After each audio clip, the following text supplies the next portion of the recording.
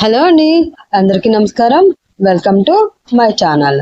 స్టోరీలోకి వెళ్ళబోయే ముందుగా ప్రీవియస్ ఎపిసోడ్స్ చూడని వాళ్ళు ఎవరైనా ఉంటే ప్లీజ్ ముందవి చూడండి. అప్పుడే మీకు స్టోరీ క్లియర్ గా ఉంటుంది.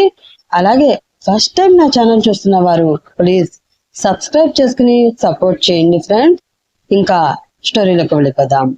ప్రేమ బంధం పార్ట్ 16. అతను శ్రావణిని తీసుకుని వెళ్ళిపోయాక తన ఫోన్ తీసి నర్మదకి కాల్ చేసి, అమ్మా, ఇప్పటి వరకు ప్లాన్ సూపర్ సక్సెస్, ఇంకా ఆ విషయాలు రావడమే లేటు.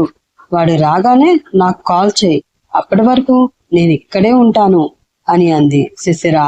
ఓకే బేబీ, మిగతా కథ కూడా జాగ్రత్తగా మేనేజ్ చేయి, ఎవరికి ఎలాంటి అనుమానం రాకూడదు అని అంది నర్మద. ఓకే మమ్మీ అని కాల్ కట్ చేసింది శిశిర. పెళ్లికి వెళ్ళడానికి రెడీ అయ్యి మమ్మీ, డాడీ అని పిలుస్తాడు విశాల్. ఆ పిలుపు విని హాల్లోకి వచ్చిన అమలా, నాగేశ్వరరావు ఏంటి విశాల్ అని అడుగుతారు. ఏంటి మమ్మీ ఇంకా ఇలానే ఉన్నారు? అవతల పెళ్లికి టైం అయిపోతుంది కదా, ఇంకా రెడీ అవ్వలేదే అని అయోమయంగా అడుగుతాడు విశాల్. లేదు విశాల్, మేము రావడం లేదు అన్నాడు నాగేశ్వరరావు.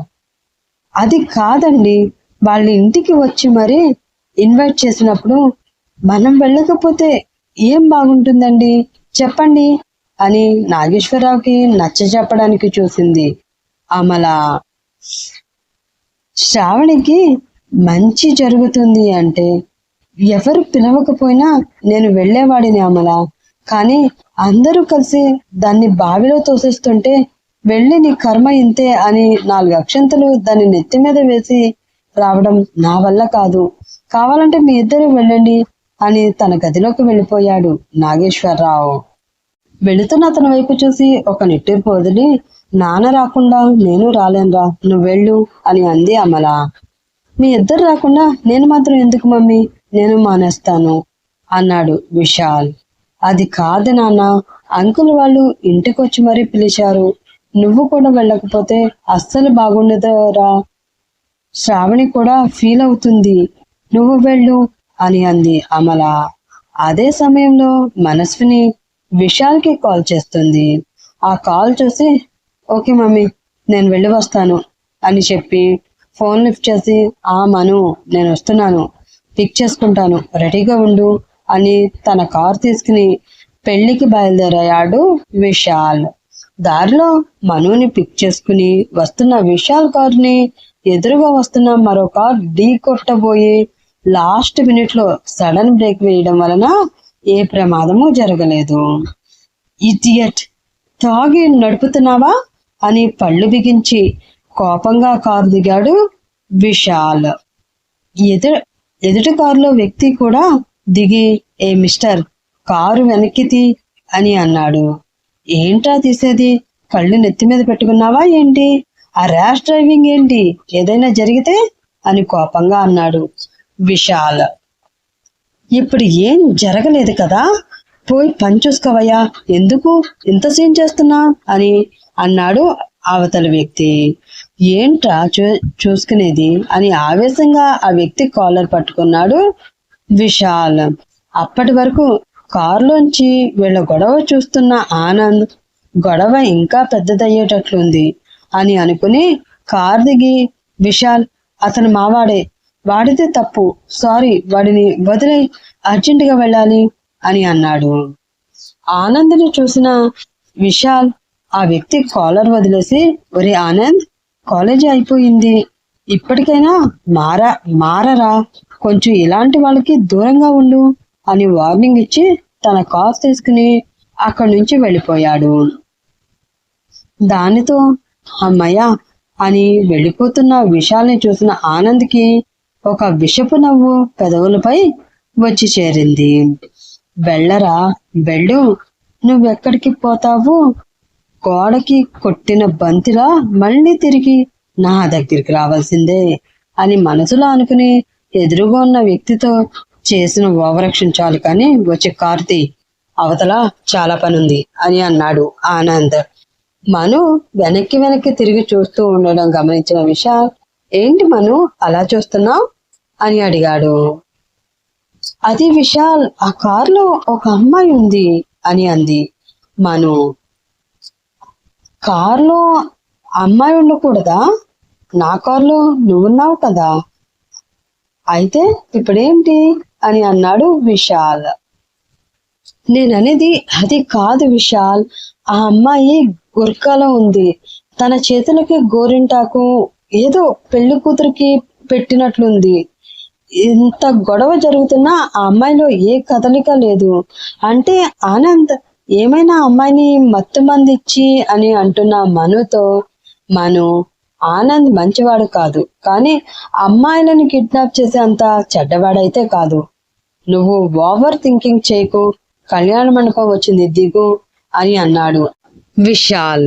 విశాల్ ఎప్పుడు వస్తాడా అని ఎదురు చూస్తున్న నర్మదకి విశాల్ రావడం కనిపించడంతో వెంటనే శిశిరకి కాల్ చేసి చెప్తుంది, ఓకే మమ్మీ, ఇంకంతా నేను చూసుకుంటాను అని కాల్ కట్ చేసి కంగారుగా విశాల్ దగ్గరికి వెళ్ళి విశాల్ని ఎవ్వరూ చూడకుండా పక్కకి లాక్కు వెళుతుంది శిశిర. అది చూసిన మను వాడు వెనకాలే వెళుతుంది. శిశిర, ఎక్కడికి తీసుకువెళ్తున్నావు అంటున్న విశాల్ని ఎవ్వరూ లేని ప్లేస్ లోకి తీసుకువెళ్ళి, Vishal please help me Vishal please అని కళ్ళ నిండా నీళ్లు పెట్టుకుంటూ కంగారుగా అడుగుతుంది శిశిర. కంగారుగా, ఏమైంది శిశిర, ఎందుకు అలా ఏడుస్తున్నావు అని అడిగాడు విశాల్. వెక్కిళ్ళు పెడుతూ, అక్కని, శ్రావణి అక్కని కిడ్నాప్ చేశాడు విశాల్ అని అంది శిశిర. వాట్, కిడ్నాప్ చేశారా అని ఆశ్చర్యపోయిన విశాల్, ఎవరు చేశారు అని కంగారుగా అడిగాడు. ఆ ఆనంద్ అంది శిశిర. ఆనంద్ కిడ్నాప్ చేశాడా, ఎప్పుడు అన్నాడు విశాల్. ఇప్పుడే విశాల్, గదిలో అక్కని రెడీ చేస్తూ ఉంటే ఆనంద్ బ్యాక్ డోర్ నుంచి వచ్చి అక్కకి మత్తు మంది ఇచ్చి కిడ్నాప్ చేశాడు. నేను ఎంత ట్రై చేసినా వాడిని అడ్డుకోలేకపోయాను అని ఎంతో దిగులుగా ఫేస్ పెట్టి చెప్తుంది శిశిర. మరి అంకుల్ కి చెప్పొచ్చు కదా అడిగాడు విశాల్. పెళ్లికి అందరూ వచ్చేసారు విశాల్, ఇంకో గంటలో అక్క పెళ్లి. ఈ సమయంలో అందరికీ న్యూస్ తెలిసి అక్క పెళ్లి ఆగిపోతే నాన్న తట్టుకోలేరు. అదే కనుక జరిగితే మేమందరం ఏ విషయమో తాగి చావాలి అని సెంటిమెంటల్ గా విశాల్ ని బ్లాక్ చేసింది శిశిర. సరే, వాడి గురించి ఇంకేమైనా క్లూ ఇవ్వగలవా అని అడిగాడు విశాల్. కొంచెం సేపు ఆలోచించినట్లు నటించిన శిశిర, కిడ్నాప్ చేయడానికి వచ్చిన వాళ్ళలో ఒకడు స్పాట్ ఊరి బయట గుడౌన్ లో అని అన్నాడు విశాల్ అని ఎంతో తెలివిగా విశాల్ కి ఏ మాత్రం అనుమానం రాకుండా చెప్పింది శిశిర. విశాల్ తో ఈ టైంలో మాకు హెల్ప్ చేసేది నువ్వు ఒక్కడివే విశాల్, ప్లీజ్ వెళ్ళు, పెళ్లి టైంలోగా ఎలాగైనా అక్కని తీసుకురా, లేకపోతే అందరిలోని మా పరువు పోతుంది అని విశాల్ కాళ్ళ మీద పడి ఏడుస్తూ అంది శిశిర. దాంతో విశాల్ శిశిరని పూర్తిగా నమ్మేసి, నువ్వు కంగారు పడుకు శిశిర, నేనేదో ఒకటి చేస్తానులే అని, మను శిశిరని కొంచెం చూసుకో అని ఆమెకి శిశిరని అప్పగించి తన కార్ తీసుకుని ఫాస్ట్ గా అక్కడి నుంచి వెళ్ళిపోయాడు. విశాల్ వెళ్ళగానే శిశిర, మను నువ్వు కూర్చో, అమ్మ చాలా టెన్షన్ పడుతుంది, నేను వెళ్ళి కొంచెం అమ్మకి ధైర్యం చెప్తాను అని మనస్వినికి చెప్పి నర్మద దగ్గరికి వెళ్ళింది ఆమె. గదిలో టెన్షన్ గా అటు ఇటు తిరుగుతున్న నర్మద శిశిర రావడం చూసి, ఏమైంది బేబీ అని ఆతృతగా అడిగింది. Success mummy, grand success. ఆ విశాల్ గాడికి అడ్రస్ ఇచ్చి మరీ పంపించాను, వాడు వచ్చేలోపు ఇక్కడ ఇంకా మనం జరిపించవలసిన పనులు చూడాలి అని అంది శిశిర. ఓకే బేబీ, పద వెళ్ళి ఆ శ్రావణి కనిపించడం లేదని గోల చేద్దాం అని అంది నర్మద. ఒక్క నిమిషం మమ్మీ, నేను విశాల్తో మాట్లాడినప్పుడు అక్కడ మనస్విని కూడా ఉంది అని అంది శిశిర. దాని ముందు ఎందుకు మాట్లాడావే అని తల కొట్టుకుంటూ అంది నర్మద. ఏం చేయను మమ్మీ, అది విశాల్కి తోకలా వెనకాలే వచ్చింది, పొమ్మని ఎలా చెప్పను అని అంది శిశిర. సర్లే, అది ఎంత ట్రై చేసినా మన దగ్గర ఉన్న సాక్ష్యాల ముందు అది ఎంత అరిచి గీపెట్టినా కూడా ఎవరు నమ్మరు, కానీ వెళ్దాం పదా అని వెళుతున్న నర్మదికి, ఎందుకైనా మంచిది శిశిర, ఇంకా ఏదైనా బలమైన సాక్ష్యం ఉంటే పెట్టనేమో అని ఆలోచిస్తూ ఉంది నర్మదా. అలా ఆలోచిస్తూ ఉండగా డోర్ తీసుకుని లోపలికి వస్తూ కనిపించింది గీతు. గీతును చూడగానే కళ్ళల్లో నీళ్లు తెరుచుకున్న నర్మద అమ్మ గీతు అంటూ ఏడుస్తూ ఆమె దగ్గరికి వెళ్ళింది. అది చూసి కంగారు పడిన గీతు ఏమైంది ఆంటీ అని అడిగింది. నర్మద ఏడుస్తూ శ్రావణిని ఎవరో కిడ్నాప్ చేశారమ్మా అని చెప్పింది. కిడ్నాప్ చేశారా? ఎవరు చేశారు అని ఎంతో ఆందోళనగా అడిగింది గీతు. ఆనంద్ గీతు అంది శిశిర. ఆనందా? మరి పోలీస్ కంప్లైంట్ ఇచ్చారా అని అడిగింది గీతు. ఏంటి గీతు నువ్వు అలా మాట్లాడుతురా? ఇప్పుడున్న సిచ్యువేషన్ లో ఈ విషయం బయటికి తెలిస్తే ఏమన్నా ఉందా అని తల పట్టుకుంది నర్మద. విషయాలకి చెప్పాను గీతు, ఎలాగైనా పెళ్లి టైంలోగా అక్కని తీసుకువస్తానని తను వెళ్ళాడు అని అంది శిశిర. ఏంటో దాని బ్రతుకు, కోరుకున్న విషయాలు దక్కలేదు. సరే అని ఇష్టం లేని పెళ్లికి రెడీ అయినా దానికి కష్టాలు తప్పడం లేదు. ఆ దేవుడి దయ వల్ల అది కోరుకున్న విషయాలతోనే దాని పెళ్లి జరిగితే దాని జీవితం బాగుంటుంది అని శ్రావణి మీద ఎక్కడా లేని ప్రేమ ఒలగబోస్తూ అంది నర్మద.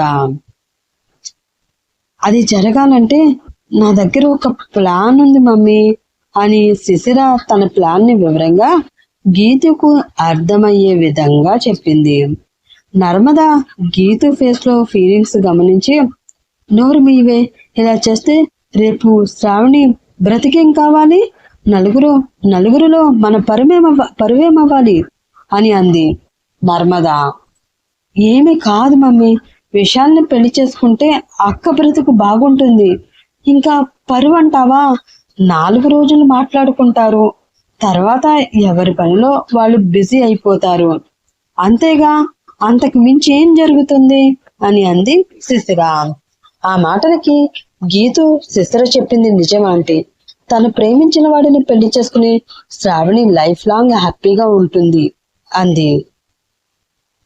అది కాదమ్మా అని అంటున్న నర్మదతో, ఆంటీ శ్రావణి హ్యాపీగా ఉండాలి అంటే శిశిర చేసే పనికి మీరు ఏమీ అడ్డు చెప్పకండి ప్లీజ్ అని నర్మద చేతులు పెట్టుకుని కన్నీళ్లతో అడిగింది గీతు.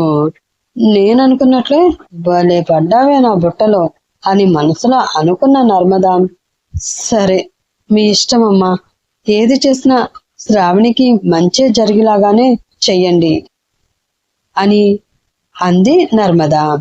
సరే శిశిర, నువ్వు చెప్పినట్లే చేద్దాం, నా అవసరం ఉన్నప్పుడు నేను నా వంతు సహాయం నీకు అందిస్తాను అని బయటికి వెళ్ళిపోయింది గీతు.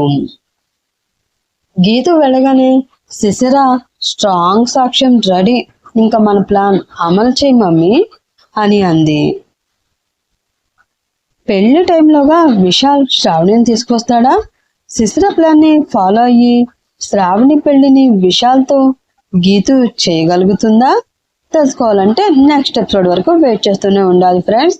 నెక్స్ట్ ఎపిసోడ్ లో శ్రావణి పెళ్లి ఎవరితో జరుగుతుందో చూసేయడానికి సిద్ధంగా ఉండండి. బాయ్, రేపటి ఎపిసోడ్ లో కలుసుకుందాం.